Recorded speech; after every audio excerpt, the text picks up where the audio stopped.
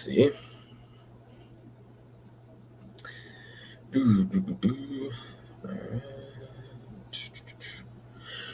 Where is it?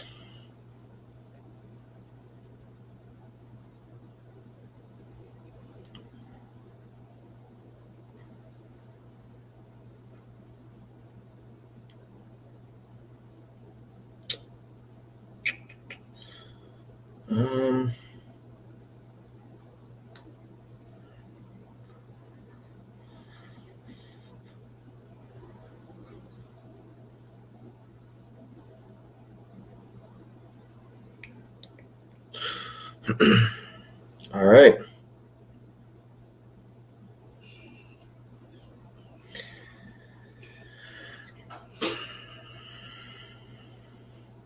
All right. I guess let's get into it. Well, week 3 is here for college football. And yeah, the SEC. Big week for the SEC. We got a couple big games this week. We got Texas A&M, Miami. Doesn't look as big as what it was prior to last week, but it's still going to be a pretty big game. Mississippi State, LSU, Penn State, Auburn, Georgia, South Carolina. Again, this one doesn't look as big as what it did in the preseason, but still. Ole Miss, Georgia Tech, and yeah. A couple other decent ones we'll talk about today, mainly Vandy, but let's just get these ones over with. Alabama, Kentucky, Arkansas, Tennessee, and Missouri will all roll this week, or they're expected to roll. Nothing I could really say about any one of these games. I guess for Kentucky, I will say watch out because it seems like every season they have one weirdish game where they struggle against an FCS or a Group of 5 team. Last year, it was Chattanooga. One year, it was like Miami of Ohio or something like that. I mean, these are not great teams, and Kentucky finds ways, to play them close. But anyway, Alabama should roll against UL Monroe. The spread is 47, I think. Kentucky, like I just said, I have them winning by 39. I think I had 42-3, something like that. Bama had 56-7. Bama can win however much they would like, I'm pretty sure. Arkansas plays Missouri State. I need Arkansas's pass defense to improve. I mean, they're sitting in the 120s in pass defense. That's terrible. They're giving up over 320 yards passing a game. That's insane. Then you got Tennessee. They're going to put up 60 points on Akron. I had that 66-10 or something like that. Tennessee can score as much as they can, as much as they want against Akron. Akron's just not that good. And then Missouri. Yeah, Missouri had rolling this week as well. So let's talk about this, I guess, relatively decent game. Vanderbilt against Northern Illinois. Vandy's actually a road underdog in this game. I guess that's not really too surprising, but if you've seen Vanderbilt in the first 2 weeks of the year, well, technically week 0 and week 1, Vandy was playing really, really well. They had that shaky game against Elon. They were up 35-10. I mean, Vandy doesn't have that much depth, and it shows. But they were up 35-10, ended up getting outscored. What was that? 21-7 in the final quarter or something like that. Nothing to, feel great about, but we saw that game against Hawaii. Actually beat Hawaii worse than Michigan did. Gave Hawaii their worst loss of the year. Hawaii is absolutely terrible, but it's something to think about. Northern Illinois, they're 1-1 on the season. Their loss came to, I'm drawing a blank. They lost to Tulsa last week on the road. Tulsa's a decent team. They're not going to be doing much, in my opinion, this year in the AAC. But, Northern Illinois just won the MAC last year. They bring back a good couple of players like Rocky Lombardi, the starting QB. He was a transfer from Michigan State. They got Ontario Brown, starting running back. He's okay. And then Cole Tucker's their leading wide receiver. coming into this game. Who's going to be starting quarterback for Vandy this week? Is it going to be Mike Wright? I'm pretty sure it is. Mike Wright, first 2 games, looks like a really, really, really good QB. Last game when he played a really good team, not a really good team, but a good Wake Forest team, he looked pretty bad. They couldn't move the ball. It was raining, but still, they put in the backup QB, and the backup QB comes in, throws some great passes, and gets Vandy on the board consistently. They scored 25 against Wake Forest. Wake Forest's defense gave up 45. I think this is going to be a higher scoring game, just like it was for the Elon game. But I actually had Vandy pulling this one out on the road. Yes, I'm going to take Vandy in their second road victory in a row this year. I have Vandy winning this game 38-28. I think Vandy offensively will be able to run the ball on Northern Illinois. Northern Illinois gave up, let's see.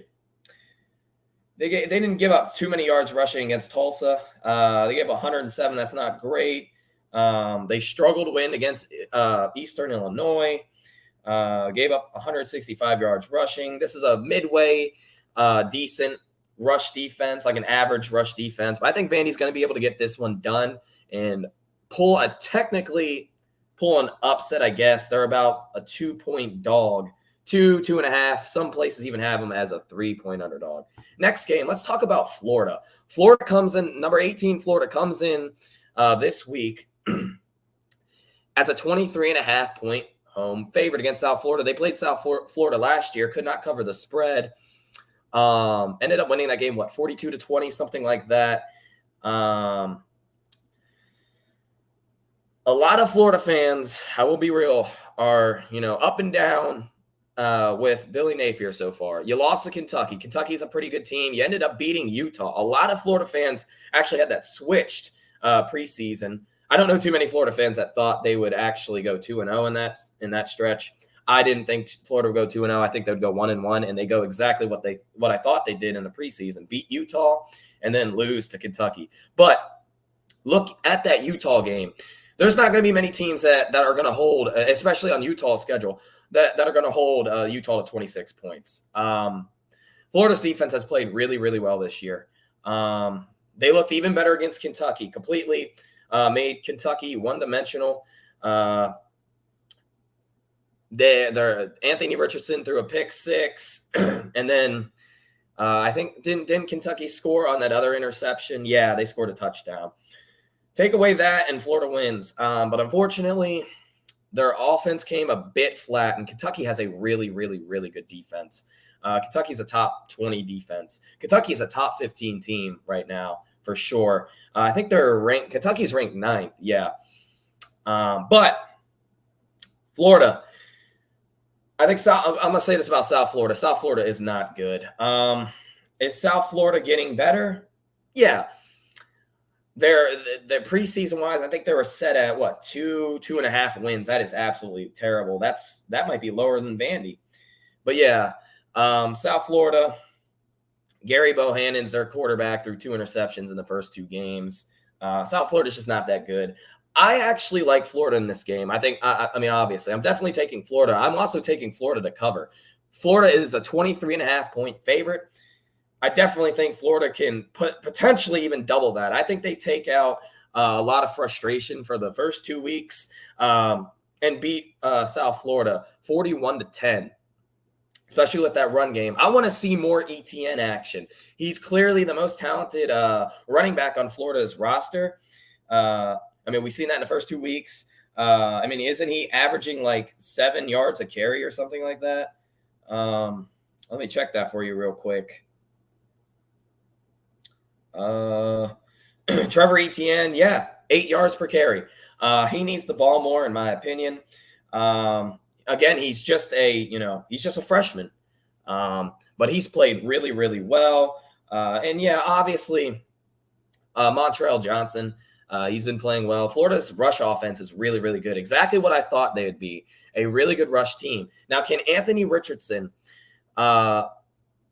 make plays through the air? His first 2 games, he's thrown for just 311 yards. 0 touchdown passes, but 2 interceptions. His his QBR is pretty low too, 48.4. That's not great, but he's just got a lot of talent and he's got a lot to grow. I get it, but I'm really, really high on Anthony Richardson. No one calls him AR-15 anymore, but I'm really, really high on Anthony Richardson. Even as a Georgia fan, I've always liked him even out of high school. And I believe in Billy Napier to bump him up as well. But Florida's defense is actually really, really good. They're going to be top 25 this year, especially. But I have Florida winning this game. And next up, how about Ole Miss, ranked 20th in the country, going on the road, actually, to take on Georgia Tech. Ole Miss, let's be honest here. Has Ole Miss's offense been what we thought it would be? No, it's just been disappointing, honestly, and mainly their passing offense. They had one of the better passing quarterbacks last year, Matt Corral. This year, Jackson Dart has struggled. Even Luke Ockmeyer has struggled. Who's going to be the starting QB? I don't know. Is it going to be Ockmeyer or is it going to be Jackson Dart? I don't know if I don't want to say it doesn't really matter for this game, but Georgia Tech is not a good team. We saw that game against Clemson. They hung in there. They hung in there with Clemson. Clemson kind of ran the score up. I mean, that's what Clemson does. But they don't have a good head coach. Coach Collins is not a good head coach. I am sorry.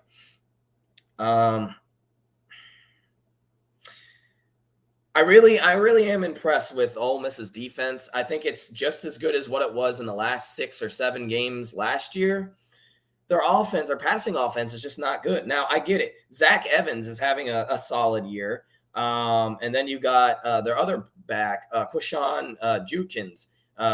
He's a true freshman. He's having a good year. Ole Miss can run the ball. They can run the ball. They're one of the better rush offenses in the country right now. To me, they haven't looked like a top 25. They haven't looked like a top 20 team. Go back to that Troy game. They really struggled in the second half against Troy. Kind of didn't really make any sense. I'm going to take Ole Miss. By the way, they're a 17-point favorite. I'm going to take Ole Miss. I think they'll be that's exactly what I thought the score would be. 34-17, a 17-point spread. Over-under is set at over-under thinks it's going to be a shootout. I don't think it will necessarily be a shootout, but I like Ole Miss. I don't know about covering, though. When I was thinking about it, I think Ole Miss is a 2 or 3 score. There's 2 or 3 scores better than Georgia Tech.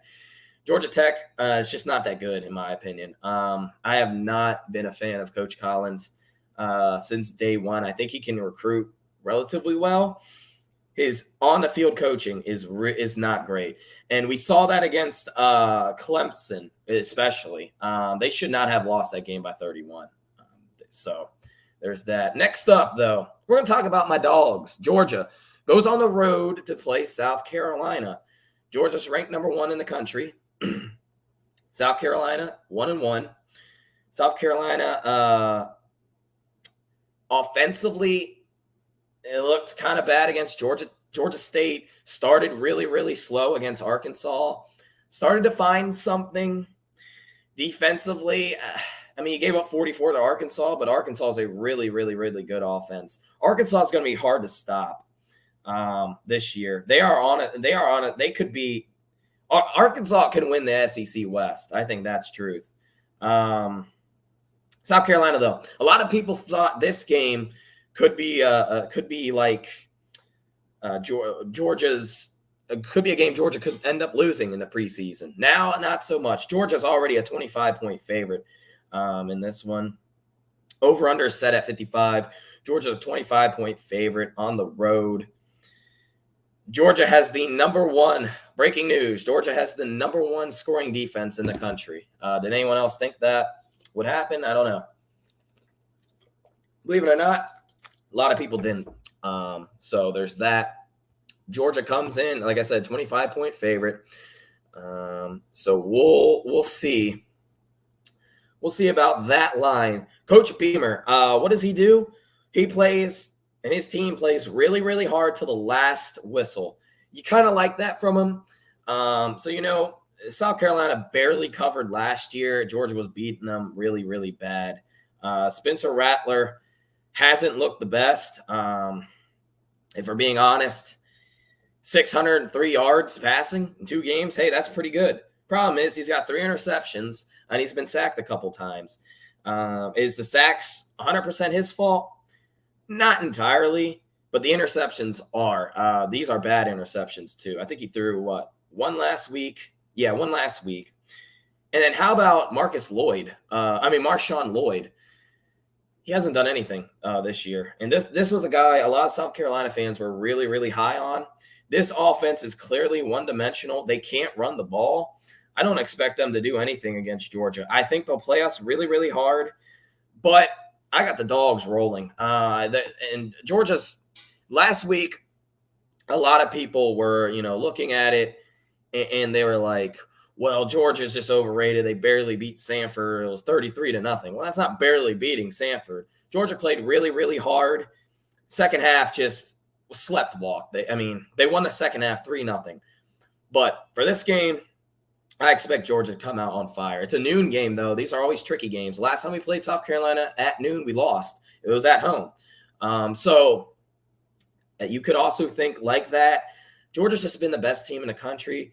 Honestly, the most consistent team that we've seen in the first 2 weeks. I know we walked through Samford, 33-0. First half, Georgia was really moving the ball at will the first 3 quarters. And the fourth quarter happened. We're running the dang clock out. But yeah, I want to see more carries in this game, in my opinion. I'm not saying South Carolina has a bad defense. They're just going to be outmatched. They won't have enough athletes, in my opinion. There's that. Man, I'm moving through these games pretty quickly. But I have Georgia winning this one 41-14, barely covering that 25. I should have been talking about the bets. So if you're betting this game, I would probably stay away from this game. I do think Georgia's 25 points are better than South Carolina. I had them winning by 27. The problem is when Georgia and a lot of teams get up big, they put in their second strings while the opposing team's still using their first strings. So, but I guess if you put a gun in my head and told me I had a pick, I would probably take Georgia in the 25. It is a noon game, though. Those are always tricky. Anyway, moving on. Penn State and Auburn. Penn State is only a 3-point road favorite. Penn State has looked way better than Auburn all year, all season so far. Penn State has has Sean Clifford. Their passing offense has been, what it has been. Sean Clifford's throwing for 500 yards. The problem in the past, especially with last year with Penn State, was rush offense. They really couldn't run the ball on Purdue. Purdue's not a great defensive team. Purdue's not going to be holding teams to under 100 yards rushing like they did to Penn State. Now, Penn State turned it on last week with the rush offense against an inferior opponent. Kind of had to do that. But I was watching that Purdue game, and I definitely thought at the time Auburn had a good shot at winning this game until I saw Auburn's offense. Auburn's offense has been terrible. Let's just call it as it is. Auburn's quarterback situation is bad. They played San Jose State really, really close. And I told people to jump on that San Jose State plus 20 or whatever the line was insane. I told people to jump on San Jose State plus 24. I knew Auburn wasn't good enough to do that. TJ Finley, again, played really, really bad. Ashford played really, really bad. Zach Calzada is third string. He transferred from A&M just to be third string at Auburn. But TJ Finley has been pretty bad. Ashford's not any better. Obviously, Calzada is not good because he's not on the field. But I think this is going to be a lower scoring game. This has to be if Auburn wants to win this game. They're going to have to control the clock. They're going to have to find a way to keep Penn State's offense off the field.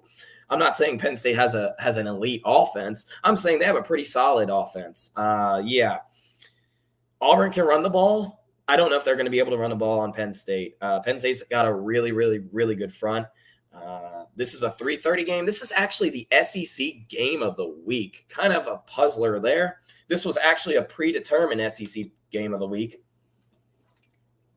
This actually was a preseason. They did this in preseason. They picked this game over A&M, Miami, which we'll talk about later, Mississippi State, LSU, even Georgia, South Carolina.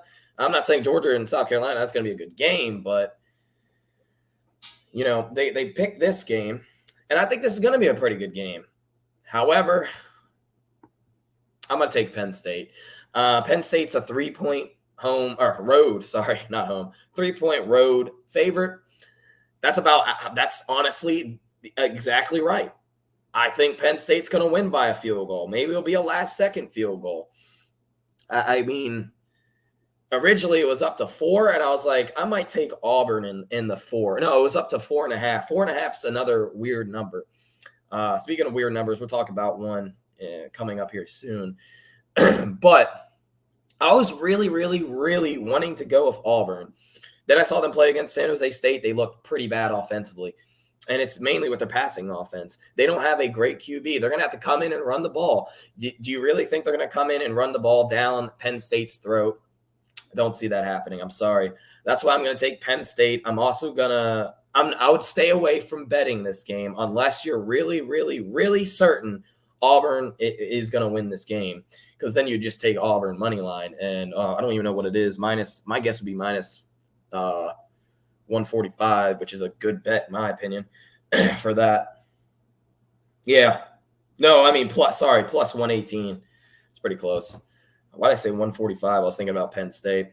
But yeah, I'm going to take Penn State in this game. This could be a really, really good game. But anyway, moving on. We have 2 more games to cover already. I kind of moved through these quickly. How about Mississippi State? Mississippi State goes on the road to LSU. Let's talk about Mississippi State for a second here. Mississippi State's defense has been playing really, really well, giving up 20 points per game to 2. I mean, they went. Memphis is a solid AAC team, and I think Arizona is much better than what people say. And they're not going to be the worst team in the Pac-12 this year, and that's pretty obvious. Colorado is absolutely terrible. Colorado has the worst rush defense on planet Earth. They're giving up over 300 yards per game, and they have to play at Minnesota, who's one of the best rush offenses in the game. I see that line. This isn't SEC, but that line is 26. I would jump all over that. Heck, Minnesota might win that game by 50. I'm not even kidding. They will run all over Colorado. But Arizona went on the road, beat San Diego State. That's a good win. They blew them out. It was like 38-20, and it was only 38-20 because they had a block punt with 2 minutes left in the game. Mississippi State, they're not going to run down your throat, obviously. They're going to pass it down your throat. Will Rogers completing almost 80% of his passes, as we kind of expect with an air raid, just saying. It's got to be over 70 to be, somewhat liable. But they spread the ball out really, really well. Mississippi State's wide receiving core is pretty solid. They absolutely demolished Arizona last week. That was a slaughter. Ended up only being 39-17, it looks like. But my goodness, was that game not close. LSU, on the other hand, I'm going to talk about Ra Thomas, a fun name, Mississippi State wide receiver, plays the outside. My phone's acting up. I was trying to get more stats on here. The Mississippi State's going to spread the ball out. LSU, on the other hand, week 1. Let's talk about their week 1 loss.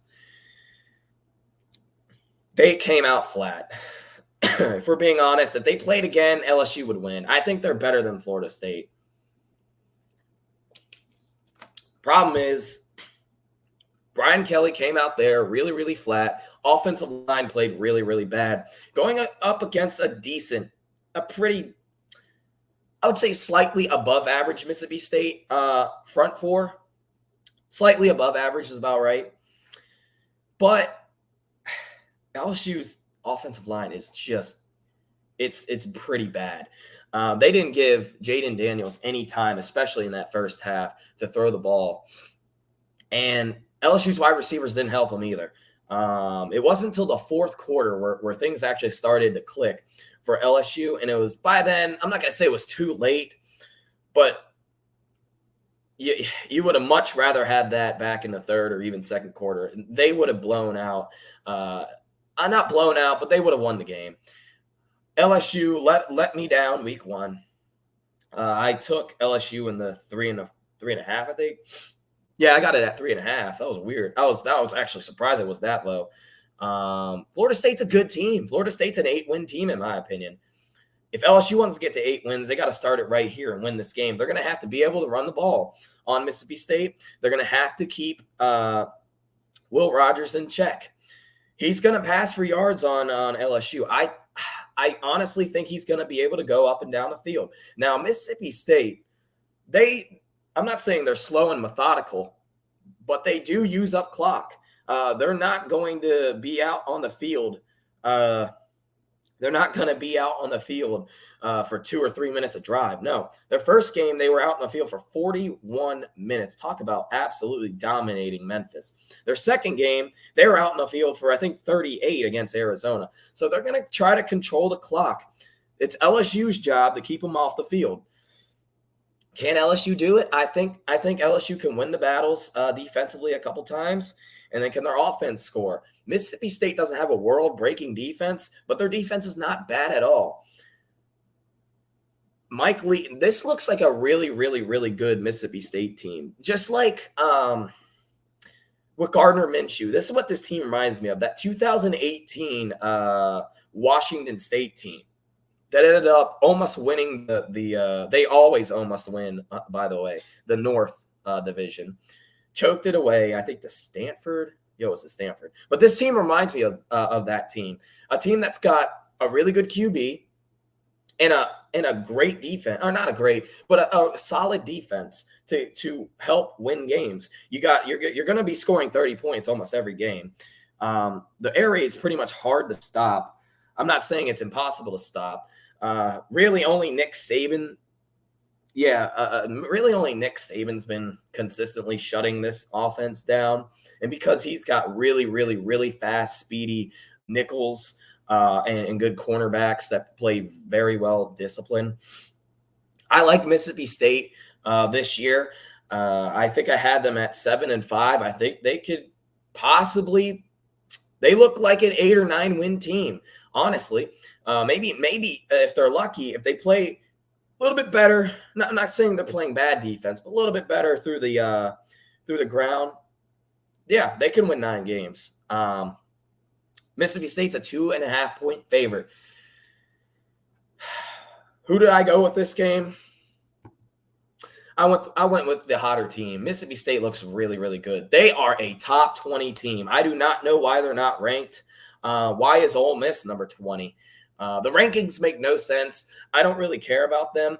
I want to see LSU bounce back, but I don't think it's this week. I think Mississippi State is just good enough. Special teams has kind of been an issue, though, with Mississippi State in the past, especially in some of their bigger games. I'm relying them to win by a field goal. That might be a push. They don't have, like I said, they don't have great special teams. What did LSU struggle with week one? Special teams.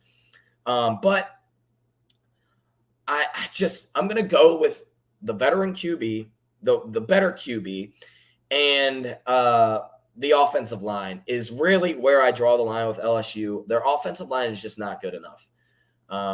That's just my opinion. Brian Kelly will fix that in time. It's going to take a couple of years of how bad that offensive line played. But I got Mississippi State going on the road and beating LSU in Baton Rouge, 31-28 on a night game too. And finally, the big one, or as it was supposed to be. Number 13, Miami goes on the road to take on Texas A&M. Texas A&M, depending on the website you're betting on, is either a 5.5 or 6-point home favorite after getting humiliated at home to Appalachian State. Let's talk about this game. I watched every second of the A&M Appalachian State game. It was a fluke loss. I don't want to take anything away from Appalachian State. Texas A&M was not the better team that day. They are the better team every other day. They would beat Appalachian State probably by, I know 9 out of 10 times, maybe 29 out of 30 times. A couple of those times, they would end up, winning like 21 to 17 or something close.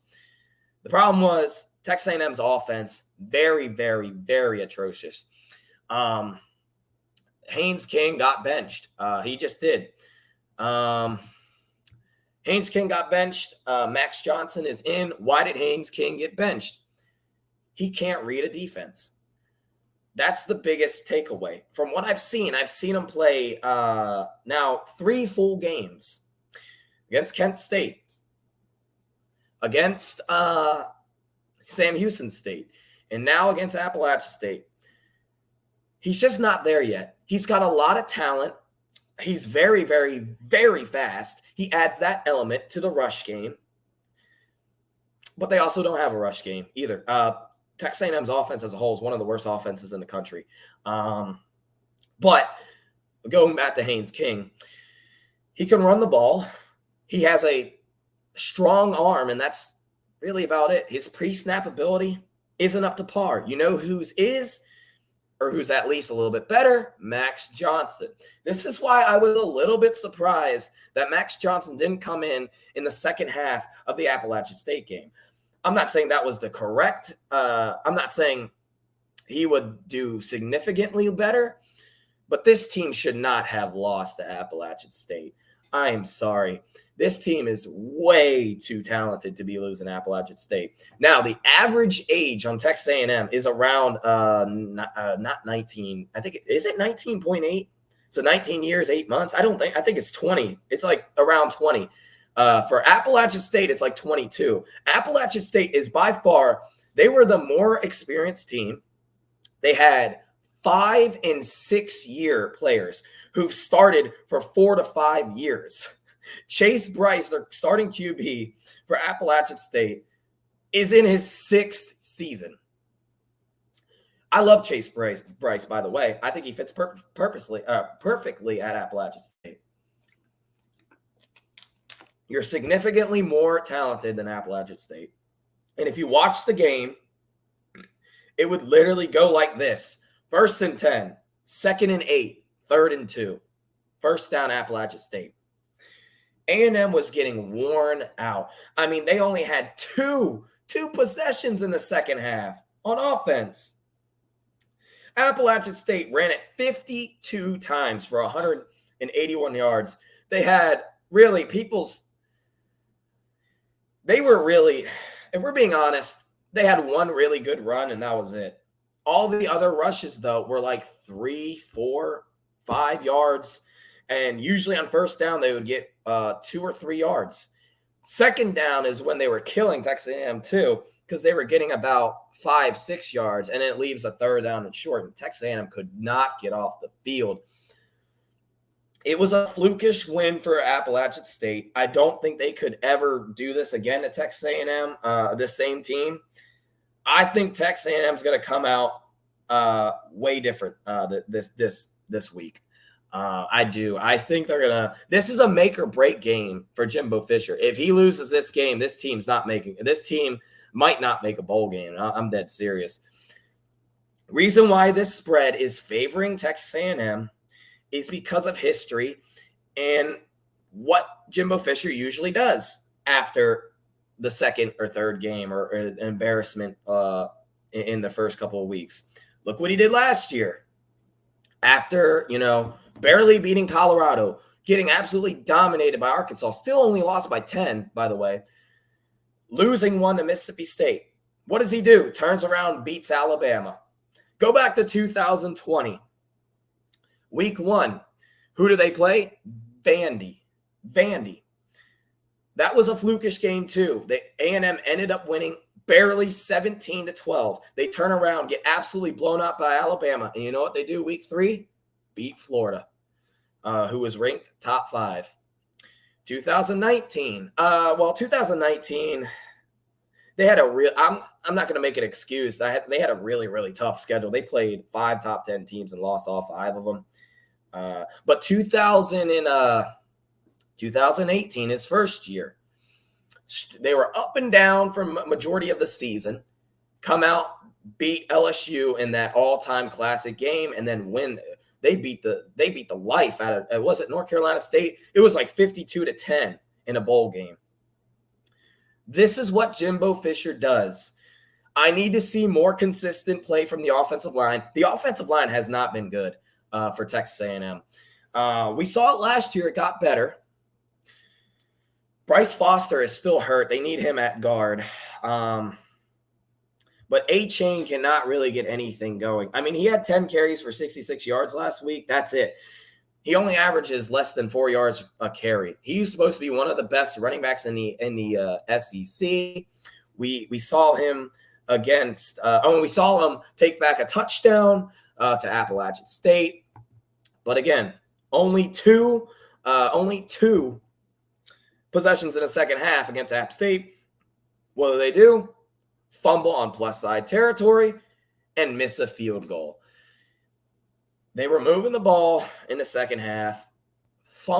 Choke. I think it was Evan Stewart just choked that one away and missed the field goal. There is no rhythm with this offense. This is why he had to go to a game manager in Max Johnson. I think the game plan is simple for Texas A&M. They're not going to win a shootout. I'll be surprised if Texas A&M actually gets to like 35 or something. Miami has a really solid defense. I think Miami's defense is going to be a little bit better than what I thought originally. I know they only played Bethune-Cookman in Southern Miss. Southern Miss has no offense, by the way. But you can see they have a lot of speed and athleticism, especially at linebacker or in the front 7.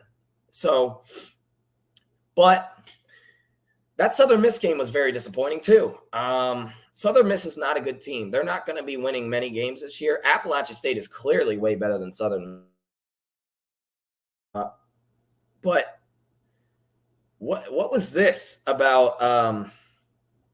Miami was struggling offensively. I mean, both teams looked really, really bad last week. One ended up winning. There's a difference. If you win, hey, a win is a win. You won by 23, Miami. Tyler Van Dyke, he didn't look great last week. He didn't look terrible, but kind of struggled early on. They never, ever got it going, too, by the way, which is a little bit something to think about. I don't think either team's going to run it down either team's throat. I don't think either team's going to blow each other out. I think these are two evenly matched teams. Texas A&M, they have a little bit more talent. Miami has a little bit more experience, especially at quarterback. Max Johnson, although he does bring in 2 years of experience at LSU, not with Texas A&M, though. This is going to be his first start at home. This is a tough game to predict.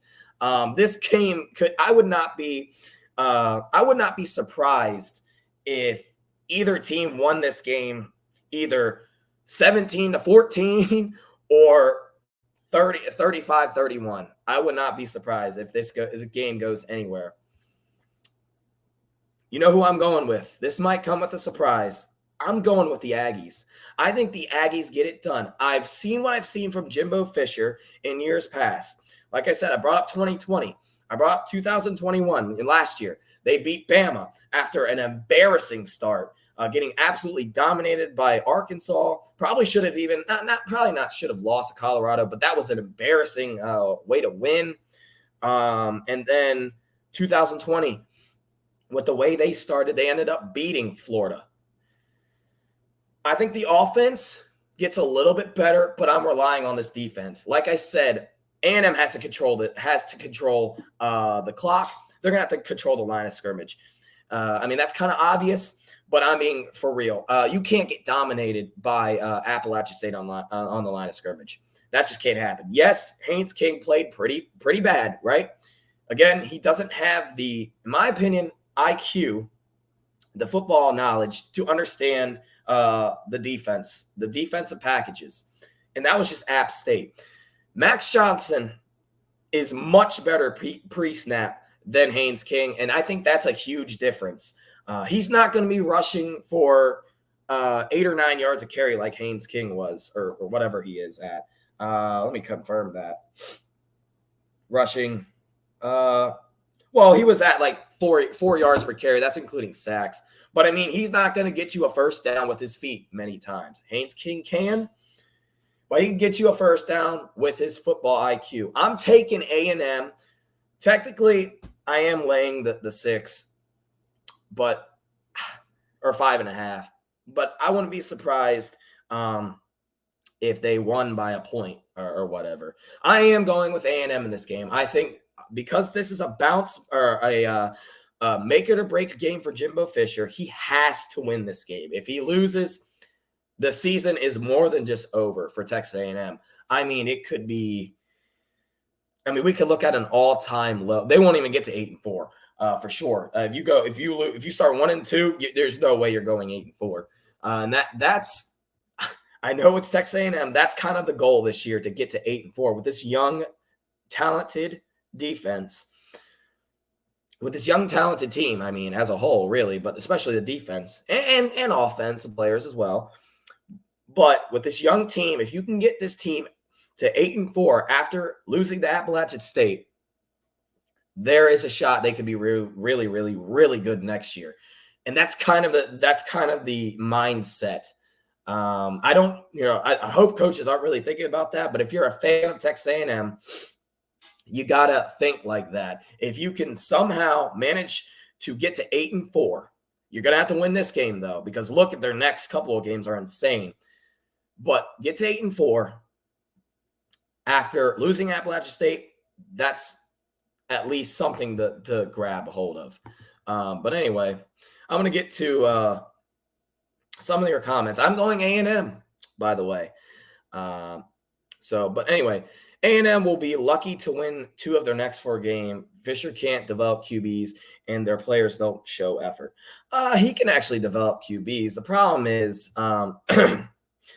his QBs these past couple of seasons have been pretty bad. That's why he went in the transfer portal. There's a chance. Listen, if they lose to Miami, they could go 0-6. I'm dead serious. I'm not saying Miami's bad, but then they'll be looking at 1-2, and their season will actually be over. In fact, that could be a program changing.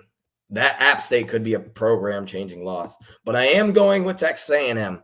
This is the big game. This is a 9:00 game. The fans will be there. It will be. I think it's sold out again. This is a make or break. A&M's laying it all on the line on this game. They just have to. They have to. If they don't, I don't know what Jimbo Fisher's doing. But if they don't lay it out on all on the line, I think they'll be ready for this game. Miami, they struggled week 2 against Southern Miss. Not like that matters. But I think there's film to watch, and watch how well Southern Miss actually played. Not really on the line of the scrimmage, but their DBs kind of controlling the first half. Their offense, Southern Miss has no offense. I'm just being real. If Miami played App State, obviously I'd take Miami, but I think that'd be a good game. I think that would be a pretty good game. I'm not saying they'd lose. Texas A&M lost. I'd say it'd be a pretty good game. App State is not a bad team at all. Southern Miss is. App State is not. App State might win their conference, honestly. That's not the standard, though, for Texas A&M. You should never lose to a Sun Belt team. But App State's not a pushover. And I will never, ever, ever agree with any Aggie fan or any other fan telling me they lost because they were looking ahead. That is a terrible excuse. No, they lost because they were not the better team that day, period. Texas A&M was not better than Appalachian State. Are you kidding me?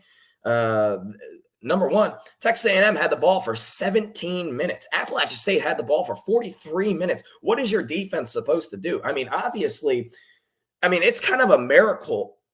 Texas A&M held them to 17. It could have been worse with how some of these stats look. But I think Max Johnson, him coming back to be the QB, or him leading or starting for the first game this year, adds more pre-snap ability. Better. I think he is also a better passer than Haynes King, and their offensive line needs to step up. Bryce Foster missed the first 2 games. Is he back? I'm not sure if he's back yet. They need him back at guard. I'm telling you, Landon Robinson's pretty good. Father Lee. But Texas A&M's offensive line has not really shown up this year again, like it did last year. I think I'm really going with Jimbo Fisher in this game. We've seen what he did in the past. I think their defense is going to get some turnover. They're going to have to force some turnovers as well and make Tyler Van Dyke uncomfortable. And I think they'll do all of that. It's going to be a good game regardless. I could see this going either way. I doubt either one of these teams blow each other out. And I think the most I could see either one of these teams winning by is 14. Maybe like 35-20 or 28-14, something like that. And if it's 28-14, I'm going Miami. It's going to be a close game, but I'm going to go with the Aggies. And how about I do this? I'm going to try to do this every week. The best play of the week in the SEC. This is tricky. I think this one is kind of clear this week. Florida minus the 23.5. South Florida's not good. South Florida got blown out by BYU. BYU's a good team. I get it. BYU's not better than Florida. They are not. They would lose to Florida too. And I think Florida's defense is obviously really good enough to hold South Florida under 20 points. And I think their offense is going to surpass 40. I had it 41-10. That's kind of me lowballing it, but I'm definitely taking that 23.5. So yeah, guys, that's my play of the week. Those are my predictions. Let us know what you guys think. I only did SEC because obviously I'm on the SEC on the SEC channels. But let me know what you guys think. Who are you guys taking for some of these bigger games? There's actually a couple big games this week, especially the A&M game. That's a huge game for the SEC. Mississippi State and the ACC. Mississippi State, LSU. That's a big game. Auburn, Penn State, Georgia. Did Georgia get upset this week? I absolutely doubt it, but hey, anything's possible. Ole Miss, Georgia Tech could be a sneaky good game. I don't know. Ole Miss's offense has not played well at all, as we're being honest. But let us know. Let us know what you guys think. Thank you guys for watching. Georgia fans, I will see you tomorrow after, win or lose, after the South Carolina game. But everyone else, I'll see you guys. If you're not watching the Georgia post game, I'll see you guys next week for the week 4 predictions. But thank you guys for watching. I'll see you guys. Peace.